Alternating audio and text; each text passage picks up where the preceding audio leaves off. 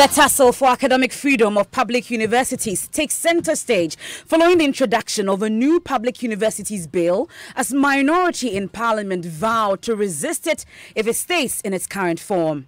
Government is just trying to control the public universities, and that is not good. We should allow them to enjoy that autonomy. They should manage their own affairs so that they can deliver. We will not support it because, number one, we want the universities to be autonomous. Tonight's chairman of the National Council for Curriculum Assessment dismisses concerns about attempts by government to exercise extensive control over these universities, insisting there was broad consultation. It's a misrepresentation. Each of the universities in Ghana was represented. I'm aware that a committee was constituted. But UTAC says it was not consulted in the drafting of this bill. Submission that has been made by a few of our colleagues gives an idea about the general feeling. All right, Doc, were you included in the deliberation process in drafting this bill? No. Stay with me on Topstory as we unpack all the issues surrounding this new public universities bill. Topstory, remember, is brought to you by Bond Savings and Loans. Your success, our passion. Gasm cements the nation builder. Vodafone, the future is exciting. Ready? And Nationwide Medical Health Insurance, your healthcare family. I am MFA Pau.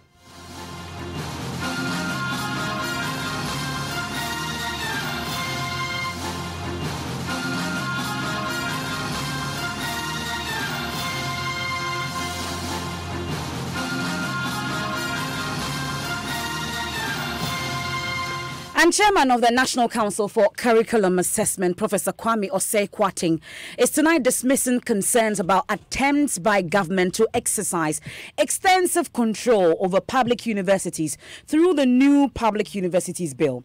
The bill, which is signed by Education Minister Dr. Matthew Poku-Prempeh, seeks to regulate the activities of public universities under one law. Although the Legon chapter of UTAC says it is not opposed to the entirety of the bill, it is unhappy with portions that specifically relate to governance of the universities. Professor Kwejo Apieje-Etua, who speaks for the University of Ghana, Legon UTAC, says government will be setting a dangerous precedent if it goes ahead to pass the bill. My impressions are that the law violates basic tenets of academic freedom, much as it's in the law in itself recognizes for the first time academic freedom as you have in the Constitution. That definition is limited to only academic freedom for individual university staff.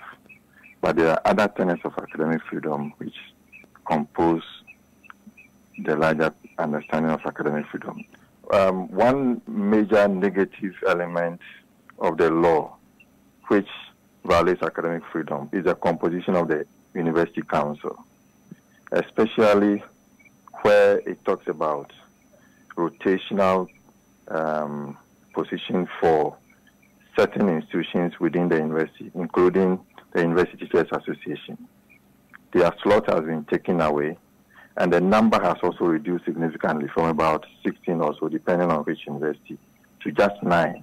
And out of these 9, at the end of the day, the number would favor the government because at least 4 persons are being appointed by the government, and then the chancellor as well is a government representative, as well as the chairperson of the council. And so it's going to affect university governance, which at least university teachers are supposed to play a major role. The Act does not specifically recognize the autonomy of the university, even though indirectly it seems to recognize it somewhere in the bill. However, considering the fact that the university, which plays a major role in the university governance, its composition is compromised in favor of the government. It means that the autonomy of the university itself is going to be severely undermined if this law should come into place. So that's Professor Kwejo Apieje-Etua. He speaks for the Legon chapter of UTAC. But if just in case you are still the only stranger in Jerusalem, I would give you details of this particular clause that relates to governance that has become an issue for both UTAG and the minority and all. We'll get to hear from the minority also, as they've already served notice to oppose the bill, even though the bill is yet to come before the Education Committee of Parliament. But my colleague Elton John Brobe has a copy of that bill and joins us in studio with it. Elton, I know it's 48 clauses, but tell us what is spelled out in clauses 5 to 12, because that's where the issue of contention is all about. Tell us what's in there. So for emphasis, this is going before Cabinet, for Cabinet to take a decision on it, and then if possible, we'll put before Parliament. When Parliament passes, then it becomes a law. Okay. But in brief, 48 clauses, like you said, but it's spelled out in clauses 5 to 12. Now, these particular clauses stipulate, among others, that the governing body of a public university is a council which shall consist of the following 9 members appointed by the president, including a chairperson nominated by the president, the vice chancellor, 4 persons nominated by the president, one of whom shall be a woman, and then 1 representative of the registered unions in the university on rotational basis, 1 representative of the university convocation elected by the convocation, 1 representative of the students of the university nominated by the Students' Union or the SRC, and then 1 representative from the National Council for Tertiary Education, who shall be a non-voting member. Now, it also states that the chairperson and other members of the council shall be appointed by the president in accordance with Article 70 of the Constitution, and that the president may dissolve and reconstitute the council in cases of emergencies or appoint an interim council to operate for a stated period. Okay. And then, in brief, this is a draft proposal that will be put before Cabinet for a final decision. When Cabinet gives the okay, then Parliament will have the ultimate responsibility to scrutinize it and then pass it into law. So the concerns have been, what are the emergency cases? Is it the kind of case that we recorded at KNUST? Is that the kind of emergency cases? That's not stipulated there. It also, isn't. The interim committee is also an issue. Who makes up that interim committee? That's also not spelled out. That's one of the concerns that have been raised by UTAG, for instance. And the interesting thing we'll have to look forward to, if Cabinet approves of this and this is put before Parliament, the memorandum that will accompany the bill will clearly gives us, the thinking behind this particular issue. If it is to address what happened at KNUST and the government found itself in a position where it was unable to exercise whatever powers that they have, then we'll get to know exactly the reason behind this particular bill that's going before Parliament. So bottom line for those who are opposed to this, at least portions that they are opposed to, is that academic freedom will be curtailed or academic freedom will be infringed upon. But we'll get some answers shortly from the Education Ministry. We also get to hear from the minority who have said that they will oppose it if it comes before them in its current form. We'll get to hear from Peter Nochukotoi shortly. But Professor Kwame Osei-Kwarteng, a lecturer and chairman of the National Council for Curriculum Assessment, he's saying that there's no cause for concern. He insists the bill was drafted with the input of the various universities. We are not enjoined by any law or whatsoever to have made the universities aware, but out of good practice, out of respect, humility, and for that matter, because we know that the implementers of the real bill will be the universities. We sent it to them even before the Parliamentary Select Committee of Parliament, as far as education is concerned, will have to even work on it. So it is a bill that is going to ensure that the structure, the governance, how a public university is established, how a public university is financed, all these things will be done in such a way that when you go to KNUST, the same thing you're going to find there, that same thing will be found also in University of Ghana. That same thing will also be found in UMAT. That same thing will be found in UHAS. The good thing is that for the past week, we've had quite a number of commentaries from universities like UHAS, universities like UDS, as to how they think that the bill should look like. And so such commentaries are coming through, and we are hoping the other stakeholders, as far as the universities are concerned, to also make their commentaries so that we can make the bill a better one. So you heard there, Vincent Asifua. He speaks for the Education Ministry. We can now hear from Professor Kwame Osei-Kwarteng, a lecturer and chairman of the National Council for Curriculum Assessment. He says that there was a broad consultation. There is no way the government can just appoint 1 or 2 people and then ask them to draft something and then autocratically impose it on the universities. That can never happen. This thing, I'm aware that a committee was constituted, made up of representatives from the various universities and the former vice chancellor, who was also a pro-BC before he acceded that high position of a vice chancellor. And when do we know who this former vice chancellor is? Can you tell us? No, even if I know him, I will not disclose his identity. I want it to come from official source. But you're saying on authority that VCs and the various universities were consulted. Yeah. This committee, having done their work, they will also ask to write a cabinet memo, which they did. Normally, the report is accompanied with a cabinet memo, which is submitted to the minister and his team at the ministry. So the minister and his team will peruse, and anything they are not clear of, they will invite the committee members to come back and explain it. And if there is a need for any correction, they will do the corrections. Before it is submitted to cabinet subcommittee at the cabinet, they will submit it to cabinet secretariat, and then it will refer to the appropriate committee, I think committee on social, since this is education, social sector or something. And that committee will invite the chairman of the committee plus some few members who will go before them and do a PowerPoint presentation, after which questions will be asked. When they are satisfied, then they send it to the next level. They escalate it to the next level. That's the whole cabinet, which is normally chaired by the president. And then there too, a presentation is done.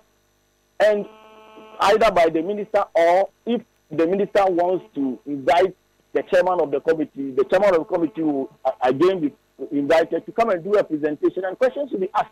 When cabinet is satisfied that what has been presented to them is okay, before they approve of it, and then directives are given for cabinet to also take it from there. So at this stage, this document has been referred to all the public institutions to make our input. So having been called to make our inputs, it is up to us to dispassionately examine the documents, look at the strengths and weaknesses. Where we are dissatisfied, we set our reasons of dissatisfaction and then make suggestions.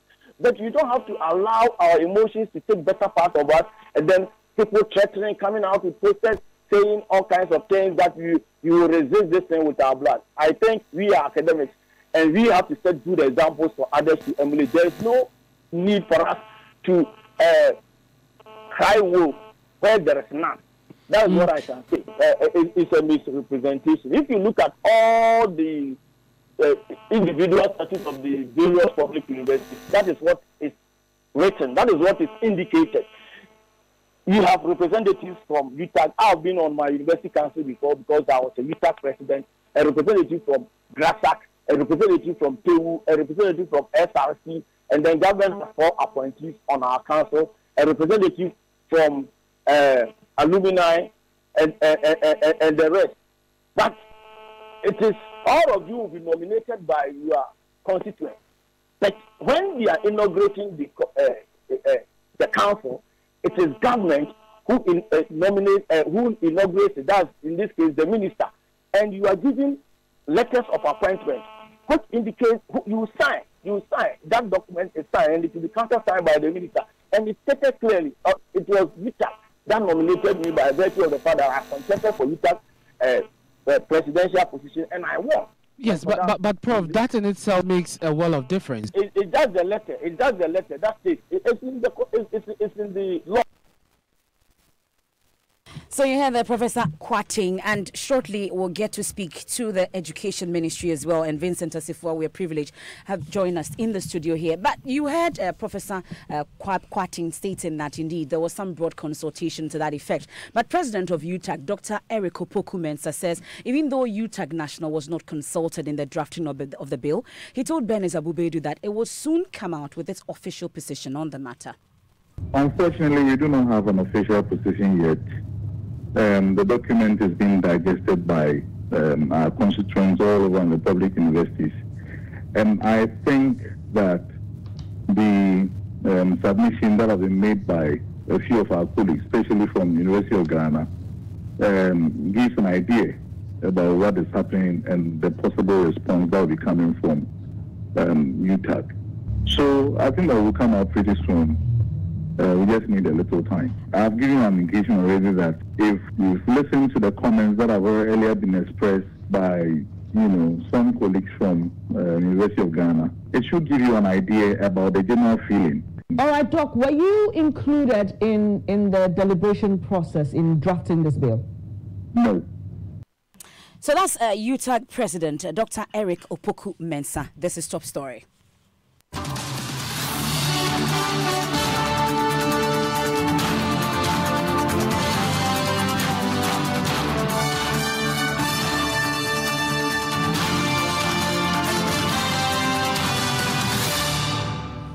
Thanks for staying with us here on Top Story. And like I said, we have been joined in the studio live by the Director of Communications of the Education Ministry. Thank you for joining us here on Top Story, Mr. Vincent Asifwa. So the two universities, at least KNUST and Legon, put together, they are both older than you and I, our ages put together. So if they've been doing this for years now, at least Legon is 71 years at the last count, why do we need a new law for them? They've been practicing for this long. Well, let me say a very good evening to you and your cherished viewers. To simply answer you, if there is a law that governs KNUST, and that law can be traced back as far as 1961, then ab initio is to suggest to you that this is not a law that can serve a 21st century public university. Before we took over this administration in 2017, one of the key reforms that was supposed to be undertaken or that the Minister of Education shown so much interest in was the fact that we should have one single document, one single law that should be able to regulate all our universities.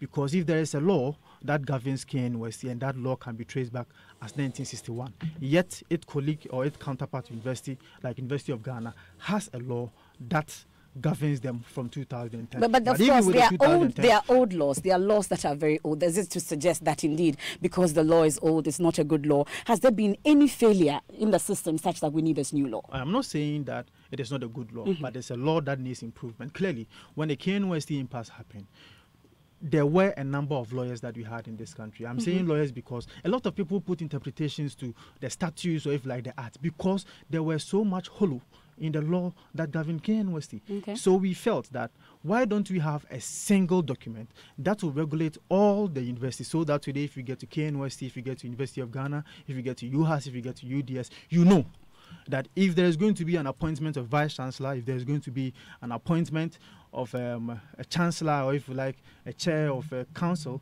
then we all know the process or the procedure that are supposed to be followed. Don't forget that there is so much discrepancies even in the award of degrees to the extent that you go to a school like KNUST, for example, then the requirement for you to be an associate professor might be, for example, that you might have to, as it were, publish about 8 or 10 papers. You go to University of Ghana, for you to be an associate professor, you might have to publish about 20 papers.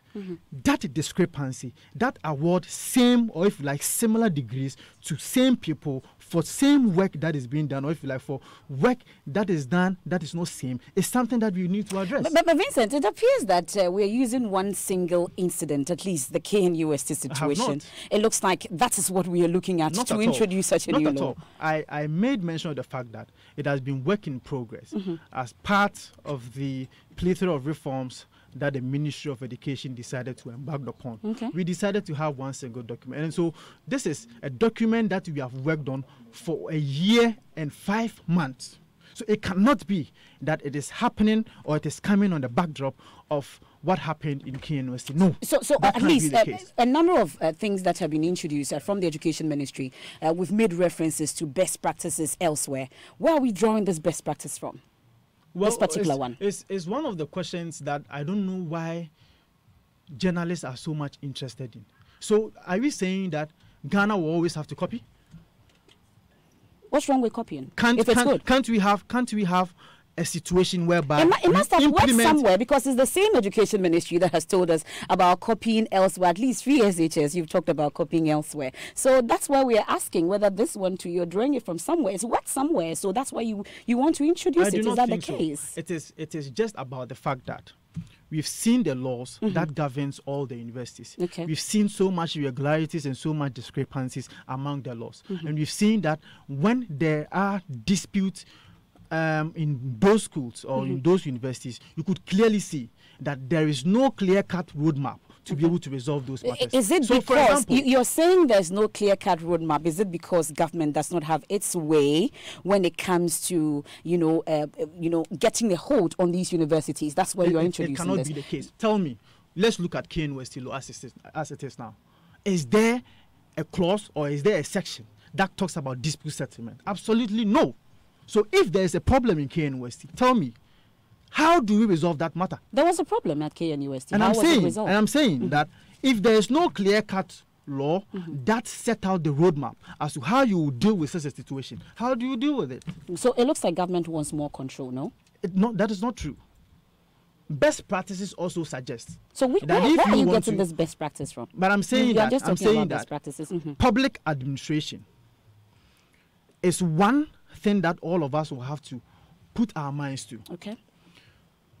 Corporate governance, if you like, corporate governance law, and if you want to use that as a basis to set up a corporate body that is supposed to superintend over a body that will bring out the best accountability and transparency that we all desire to see, then the best thing for you is to make sure that the external representation outweigh the internal representation. Okay. That is the anticipation of the Ministry of Education. It doesn't mean that it is cast in stone. That is why we have sent it to the universities to be able to make their inputs and their consents, so that when it comes together, then we will be able to make a very good document. So you sent it to all the universities. It was done before you sent it to them. They were not part of, you didn't consult them in drafting it. No, there were representatives from the various universities who were part of the drafting of the particular bill. Which representatives? Well, very difficult for me to say it now, but I'm saying that there were representatives. Okay. That I can tell you. So since you sent it out, have you had any responses? Of course, we have had responses from UHAS and UDS. And as at Friday evening when I was leaving the office, those documents had already reached the National Commission for Tertiary Education. I was about getting it today around 4 p.m., but I was unable to go back to the office after my interview with Joba. So I'm sure that tomorrow I'm going to have a perusal of that document. I'm sure you've been informed as to exactly what the thrust of everything that they've sent you. They're happy with it? They're happy with everything they've seen? Well, from what I'm seeing, there are quite a number of things that they think that if we change, it will be better for all. Like what? Very difficult for me because I've told you I've not seen. Does it include the governance issues? I have not seen the document. About? You haven't seen difficult. it. Okay, so but let's speak to Professor Japong. He's a vice chancellor of UHAS, and we are privileged to have him join us on the phone because you've mentioned that UHAS and UDS, for instance, they've brought some comment on the document that they've seen so far. We're grateful for your time here on Top Story, Professor Japong. So, what don't you like about this document, and what do you like about it? Hello, Professor Japong. Hello, Professor Japong. It looks like we are having difficulty in hearing Professor Japong, but we'll try and establish contact with him once again since they have sent that. But you say you don't know anything about what they've said. You haven't read the document just yet. Okay, but 48 clauses. I haven't had the privilege of reading all, though. But just let's hold on. I've been signaled that we have a clearer line to Professor Japong. I'll come to you on the details. Professor Japong, thank you very much for your time here on Top Story. Can you hear me, sir? Hello, yes. Thank you very much for your time here on Top Story. We're grateful that you can hear us at this time. So we've heard from Mr. Asifua, for instance, that at least yourself, Vice Chancellor of UHAS, and of course that of UDS, you have read the document in detail and you have actually sent your comment to the Ministry of Education. What did you like about that document? Oh, I thought you told me that you had reports that UHAS had accepted everything in the document. That is why you wanted to speak to me. But that is not necessarily the case. You know, on sometime in January, I think specifically on the 10th and the 11th of January, we had a meeting in Koforidua on tertiary education where most of the vice chancellors and other people in tertiary education were present. At the end of the meeting, we were handed these envelopes which contained the draft bill, and we were told that they had hoped that we would have discussed it at the meeting, but because of time constraints, we could not discuss it, so we should go have a look at the document and provide some feedback. So we sent it to our various constituents. And I think on the 4th of March, we had a meeting with the minister at which we discussed several issues. And one of the vice chancellors, I don't remember exactly who it was, asked whether we could share the document with our constituents and convocation and all the people who help us make decisions. And the minister said, yes, I mean, as far as he was concerned, he wanted feedback. So we should engage with our constituents. How we will do it is up to us as vice chancellors. But what we want is feedback as early as possible. So all the vice chancellors went back to their campuses and began the process of engaging. And we have done so here at UHAS. And as I heard the gentleman in your studio say, we have sent our feedback to the minister and the National Council for Tertiary Education as was requested of us. So we've done so. I'm aware that other universities are in the process of meeting, but I also know that Vice Chancellor Ghana tried to collate all the views of the various campuses. So we got our registrars to meet sometime last week. I think last week Wednesday, a week today, Monday, yes, to try and collate all the views and send it to the ministry. So, yes, probably the feedback from some of the universities has delayed, but it's definitely on its way. But essentially, Professor Japong, I'm sure listening to you, you must have read the entire document, 48 clauses. Are you happy with what you see? Are you happy with what you see? Oh, I don't think that was why you wanted us to speak. You had earlier said that the information that had been received indicated that the University of Health and Allied Sciences had accepted almost everything in the document. And that was a little surprising to me. So that is why I agreed to speak. Otherwise, I wouldn't have spoken. We have sent our feedback. So essentially, you have not accepted everything in that document? Oh, I mean, it's a long document, and there are certain things that we don't agree with. We've given the reason. So I don't think it is proper for me to come on radio and start talking about them when the person who I addressed the letter to hasn't given me feedback. Okay. Professor Japong, we are grateful for your time. That's the Vice Chancellor of the University of Allied Health Sciences, Health and Allied Sciences, I should say, UHAS. And he's part of the Vice Chancellors. I've already sent their comment or feedback on that document. But Mr. Asifua is still with us here in the studio. So I was asking about the justification for the reduction from 15 to 9. That's the council members. What's the justification? What's the basis for that?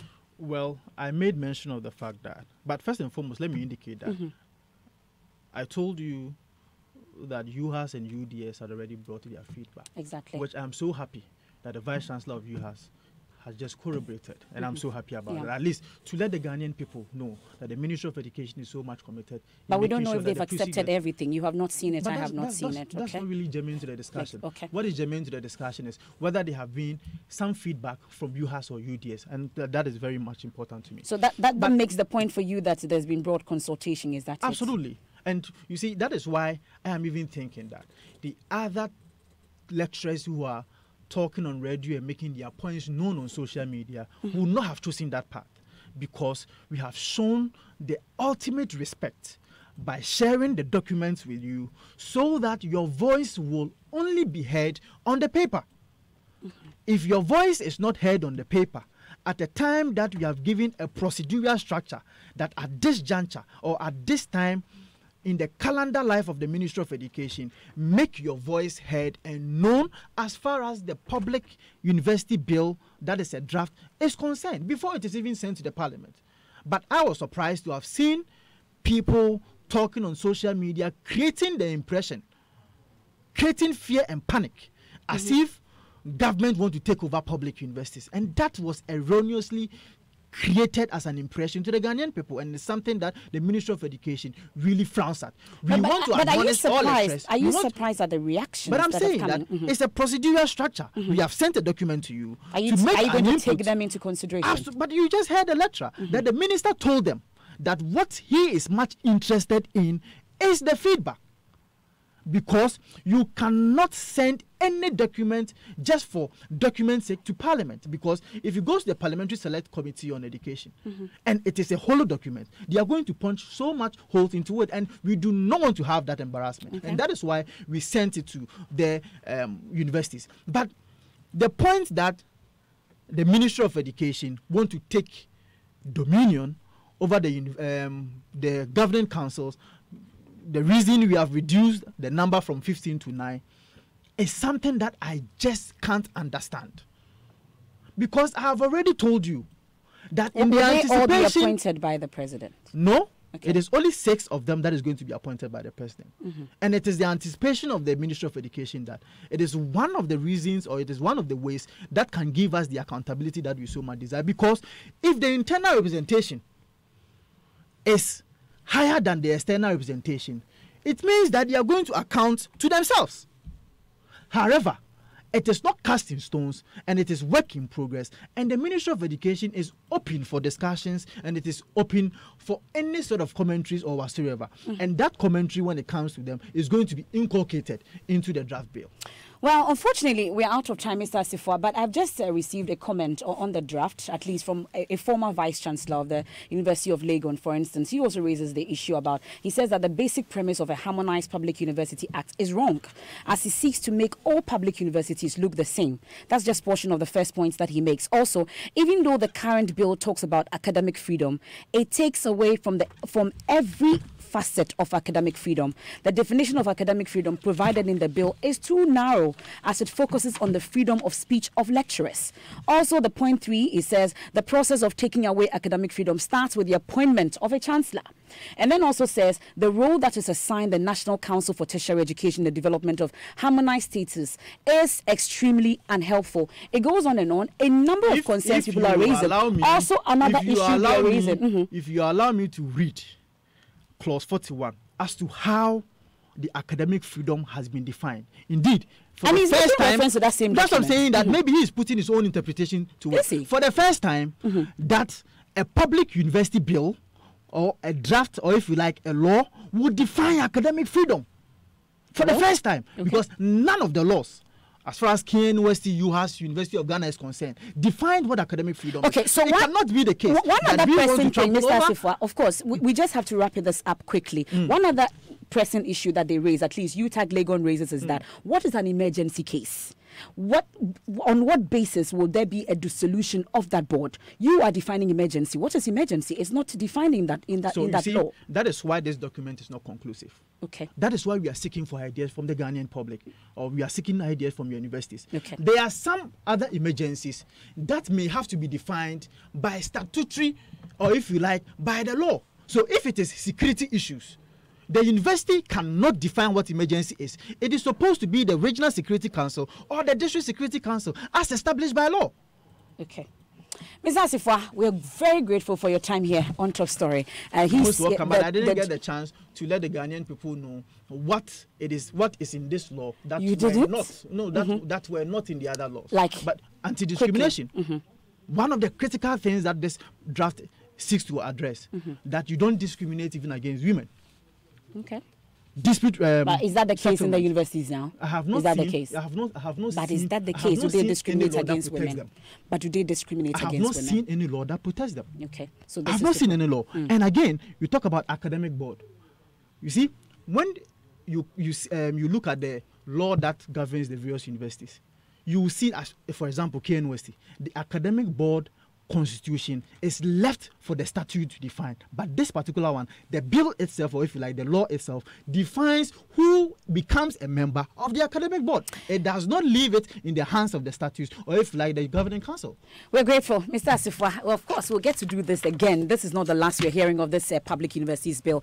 He is the Director of Communications for the Education Ministry. Top Story is brought to you by Bond Savings and Loans. Your success, our passion. Gassim Cements, the nation builder. Vodafone, the future is exciting, ready. And Nationwide Medical Health Insurance, your healthcare family. News Night starts now.